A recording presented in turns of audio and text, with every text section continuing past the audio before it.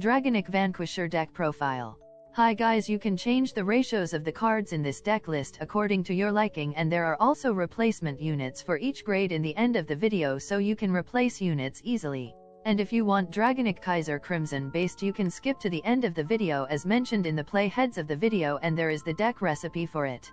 Enjoy the video with lo-fi anime beats as background music, and also comment what do you think of the current status of the G era in VGZ. Deck recipe. Clan Narukami. Deck overview. Main card of this deck. Dragonic Vanquisher. Main aspect of this deck. This deck mainly focuses on binding and retiring opponents' rear guards, and this deck also contain Legion, which makes putting the cards from drop to deck easy.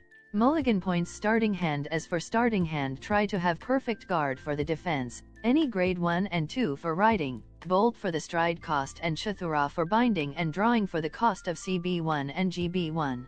Points to remember: during a fight striding over Vanquisher, he can retire 1 and bind 1 front rear guards for the cost of CB1 when striding over him, and this is pretty good, since this can help in more face attacks to the Vanguard. First stride Zora's. This will be the first stride of the game, and his ability is to retire a rear at random with priority to the back row and bind 2 cards from the drop, which helping in boarding, wiping and reducing cards from the drop to make opponent unable to put important cards back to the deck from the drop when legioning. Using Chathura, since he cannot attack the rear, but this is a 11k intercept, and also with Vanquisher as the Vanguard you can aim for attacking the Vanguard with this. Striding with Conquest Dragon, use him as the second stride target, and with his ability to retire 1 front row rear for the cost of GB2 and G Persona Blast, and if retired then gives 5k to a rear, and you can achieve this with help of Vanquisher. And also remember to call the rear before using his ability to give 5k to.